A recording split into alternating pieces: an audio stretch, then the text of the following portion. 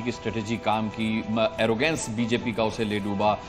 मैं आपसे उत्तर प्रदेश की बात करूं तो कहा यह जा रहा था कि अखिलेश यादव की सबसे बड़ी गलती यह रही कि उन्होंने ओम प्रकाश राजभर को जाने दिया, लेकिन ऐसे राजनीतिक विश्लेषकों को गलत साबित किया अखिलेश यादव ने। देखिए, बिल्कुल उत्तर प्रदेश जो है इनफैक्ट सरप्राइजिंग है, जो भी रिजल्ट्स अभी ट्रेंड्स नज़र आ रहे हैं, क्योंकि ये बात साफ है कि कास्ट का जो कार्ड कांग्रेस पार्टी ने खेला, मतलब वो इंडिया अलायंस का जो कार्ड था कास्ट को लेकर, कास्ट सेंसस की बात हुई, कास्ट रिजर्वेशंस की बात हुई, वो बिल्कुल उसका इम्पैक्ट दिख रहा है। और जो राम मंदिर की बात हम कर रहे थे, बहुत सारे एनालिस्ट भी कर रहे थे, उसका इम्पैक्ट उतना नहीं दिख रहा। मैं आपको बताना चाह रही हूँ कि अयोध्या से बीजेपी पीछे चल रही है और इस समय देखिए ये बड़ी खबर हमें मिल रही है, 2,20,316 वोटों से प्रधानमंत्री नरेंद्र मोदी आगे चल रहे हैं। शुरू में सुबह जब खबर आई कि अजय राय आगे चल रहे हैं तो ये जरूर विपक्ष के लिए एक बड़ी खबर थी, लेकिन अब देखिए प्रधानमंत्री नरेंद्र मोदी ने लीड ले ली है और 2,00,000-2.5 लाख के करीब वोटों से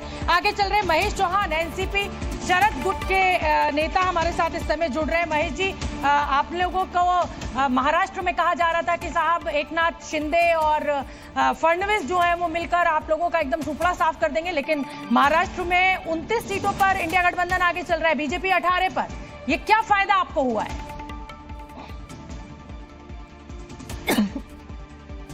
अनम्यूट कीजिए अपने आप को, अनम्यूट कर लीजिए महेश जी।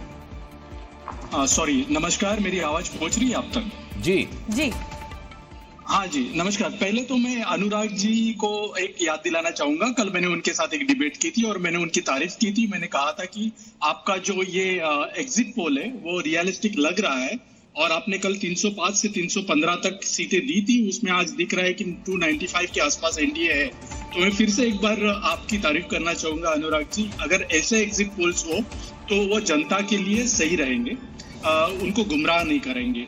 हालांकि हम लोग का अनुमान था कि 272 के नीचे ही रहेगा आंकड़ा, लेकिन उतना दिख तो नहीं रहा है अभी। लेकिन फिर भी हमारे लिए बहुत अच्छी उम्मीदें हैं कि जो 400 पार की बातें हो रही थी, सभी एग्जिट पोल्स ने जो 400 पार या 375, 350 ये सब आंकड़े दिखाए थे, वो तो यहाँ पर दिख नहीं रहे।